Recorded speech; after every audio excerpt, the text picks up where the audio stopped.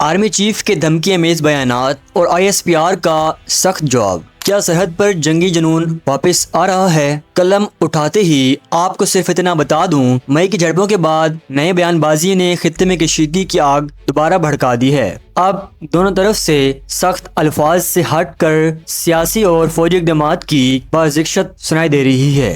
یہ کہانی اسی شور و غل کی ہے۔ اس کا آغاز، بیانات، رد عمل اور اس کے ممکنہ اثرات کیا ہو سکتے ہیں۔ آئیے چلتے ہیں اس کی مکمل تفصیل کی طرف۔ رات کے اس واقعے یا کسی فوجی کارروائی تک جانے سے پہلے سب سے پہلے یہ سمجھنا ضروری ہے کہ کیا کہا گیا اور کیوں کہا گیا۔ بھارتی مغربی کمان کے سربراہ لیفٹیننٹ جنرل منوج کٹیار نے اعلان کیا ہے کہ آپریشن سندور 2.0 پہلے سے زیادہ شدید ہوگا اور اگر پڑوسی رویہ نہ بدلے تو بھاری قیمت چکانی پڑے گی۔ اسی لائن کے ساتھ director general military operations lieutenant general Raju Ghai نے دعویٰ کیا ہے کہ مئی میں ہوئی جھڑپوں میں انڈین فضائیہ نے پاکستانی ایئر فورس کے کئی ٹھکانوں کو نشانہ بنایا اور متعدد اہداف تباہ کیے۔ یہ بیانات ہٹ دھرمی اور عسکری قوت کے مظاہرے کے انداز میں سامنے آئے۔ اس بیانیے کے فوراً بعد پاکستانی فوج کے شعبہ تعلقات عامہ ISPR نے سخت جواب جاری کیا۔ ISPR نے کہا کہ ایک جوہری ہتھیاروں سے لیس ملک کی فوجی قیادت سیاسی دباؤ میں آ کر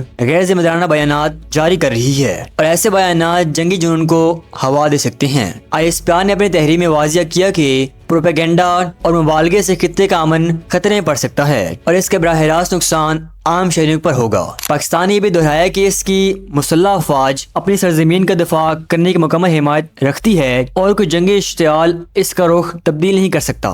یہ تنازع لفظوں کا ہی نہیں، مئی کی وہ 4 روزہ جھڑپوں کی یاد بھی تازہ کر رہا ہے جب دونوں جانب سے پیارے مار گرنے کے دعوے سامنے آئے تھے اور حالات عین خطے خطرے پر پہنچ گئے تھے۔ اسی پس منظر میں اب دوبارہ سرخیاں بن رہی ہیں۔ اس بار بیانات پہلے سے تیز اور رنگ میں سخت ہیں۔ سوال یہ ہے کہ یہ بیانات کیوں سامنے آ رہے ہیں؟ تجزیہ کار بتاتے ہیں کہ انتخابات، اندرونی سیاسی دباؤ اور عسکری قیادتوں پر عوامی توقعات ایسے بیانات میں رنگ بھر دیتے ہیں۔ بھارت کے مختلف علاقوں میں الیکشن اور اندرونی سیاست کا تناؤ اور اسی کے ساتھ عسکری قیادتوں کا قومیت پسند موڑ بیانات کو زیادہ جرحانہ بنا سکتا ہے۔ اس کے ساتھ ایک اور حقیقت بھی واضح ہے، فوجی قیادت کے بیانات کا سیاسی پس منظر ہوتا ہے۔ الیکشن مہم یا اندرونی سیاسی کشمکش کے دوران عسکری قیادت یا سرکاری بیانیے اکثر سخت ہوتا دکھائی دیتا ہے۔ یہ رویہ داخلی حمایت بڑھانے، خوف و وحشت کے خلاف ایک متحدہ محسوس کروانے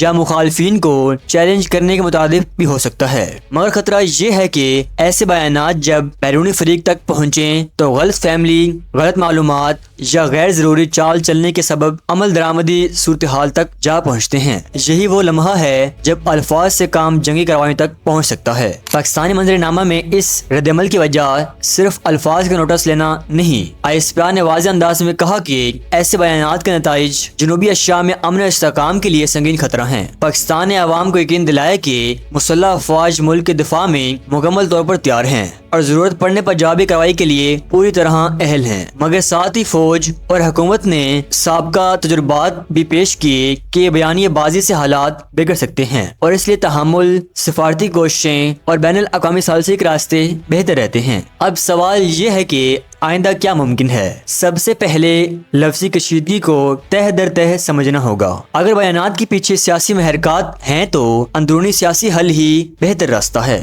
اگر یہ محض فوجی حکمت عملی کا پیغام ہے تو پھر دونوں اطراف کی سنیارو پلاننگ، فوجی چالوں کی واضح رپورٹس اور ذیلی فوجی آپریشنز کا احاطہ ضروری ہے، مگر یہ سب منظر عام پر آتے ہی خطرات بڑھا دیتے ہیں۔ بین الاقوامی برادری کا کردار بھی اہم ہے۔ جب بڑی طاقتیں اور عالمی ادارے امن و استحکام کے لیے سالانہ دباؤ ڈالیں تو معاملات کم خطرناک انداز میں سلجھنے کے امکانات بڑھتے ہیں۔ لوگ پوچھیں گے پاکستان کو کیا کرنا چاہیے؟ سب سے مؤثر جواب، جسے ISPR نے خود بھی بارہا کہا، یہی ہے کہ علاقانہ حکمت عملی اپنائی جائے، دفاعی تیاریاں برقرار رکھی جائیں، مگر ثالثی کے ذریعے تناؤ کو کم کرنے کی کوشش بھی اجلت میں کی جائے، عوام کو پرسکون رکھا جائے اور بے بنیاد افواہوں سے بچنے کے لیے شفاف معلومات دی جائیں۔ مضبوط دفاع اور واضح سفارتی لائن دونوں ایک ساتھ چلیں تو عسکری بیانات کے لفظی جنجلاہٹ کا نقصان محدود کیا جا سکتا ہے۔ آخر میں یہ کہنا ضروری ہے کہ جنوبی ایشیا میں الفاظ اور بیانات اتنے خطرناک ہیں جتنے ہتھیار۔ اگر طاقت کے مظاہرے کا راستہ بیانات کی حد تک محدود رہ جائے تو معاف کریں، مگر جب یہی الفاظ کروانے کا بہانہ بنے تو نقصان عام انسانوں کو ہوتا ہے۔ سرحدی آبادی، خاندان اور معاشرت متاثر ہوتی ہے۔ اس لیے آج بھی ہر ذمہ دار ادارے، سیاسی اور عسکری قیادت کو یہ دیکھنا ہوگا کہ بیان بازی سے پہلے اس کے نتائج کا اندازہ کس نے کیا اور اس کے بعد کس نے ذمہ داری سے کام لیا۔ یہ سارا منظرنامہ یہی بتاتا ہے خطے میں امن بہت نازک ہے اور الفاظ کے دباؤ سے کہیں زیادہ عملی احتیاط درکار ہے۔ آپ ایک پاکستانی شہری کے طور پر حق رکھتے ہیں کہ محفوظ مستقبل کی توقع کریں، اور یہ صرف اس وقت ممکن ہے جب دونوں طرف صبر، سفارت اور ذمہ داری سے کام کریں۔ مگر اگر بھارت نے کارروائی کی تو اس کا بھرپور جواب دیا جائے گا۔